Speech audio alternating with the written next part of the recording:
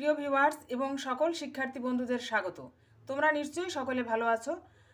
তোমরা ভালো আছো এই আশা রেখে তোমাদের জন্য আরেকটি রচনা নিয়ে এসেছি। তোমরা অবশ্যই ভিডিওটি স্কিপ না করে সম্পূর্ণ দেখো। দেখো, আজকে যে বিষয়টি, এই বিষয়টি একটু নতুনত্ব একটি বিষয়।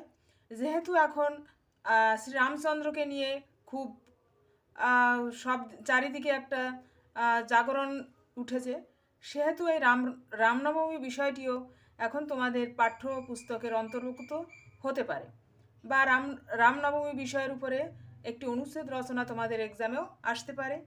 সে কারণে তোমাদের জন্য ছোট্ট পরিসরে ছোট বন্ধুদের জন্য আমি একটি অনুচ্ছেদ আকারে রামনবমী সম্পর্কে তোমাদের জন্য একটি রচনা নিয়ে এসেছি। চলো দেখি রামনবমী সম্পর্কে একটি ছোট্ট রচনা। ভূমিকা: রামনবমী হিন্দু ধর্মের একটি গুরুত্বপূর্ণ উৎসব, যা ভগবান শ্রীরামচন্দ্রের জন্মতিথি উপলক্ষে উদযাপিত হয়। এটি চৈত্র মাসের নবমী তিথিতে পালন করা হয়। সনাতন ধর্মাবলম্বীদের কাছে এটি একটি অত্যন্ত পবিত্র দিন। ভক্তরা এই দিনে উপবাস করেন, মন্দিরে পুজো দেন এবং রামচরিতমানস বা রামায়ণ পাঠ করেন। অনেক স্থানে শোভাযাত্রা বের করা হয়। সেখানে রাম, সীতা, লক্ষ্মণ ও হনুমানের মূর্তি নিয়ে ভক্তরা গান বাজনার সাথে অংশ নেন। অযোধ্যা ভগবান রামের জন্মস্থান। এই উৎসব উপলক্ষে বর্ণাঢ্য আলো ও সাজসজ্জায় সজ্জিত হয়।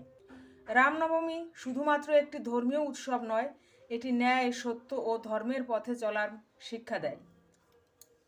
তোমরা যদি চাও রামনবমী এই বিষয়ের উপরে আরও বিস্তারিত পরিসরে রচনা, তাহলে তোমরা অবশ্যই কমেন্টে জানিও। পরবর্তী পয়েন্ট আছে তাৎপর্য: ভগবান রামের জীবন আদর্শের প্রতীক, যা মানুষকে সততা, সাহস ও দায়িত্ববোধের পথ দেখায়।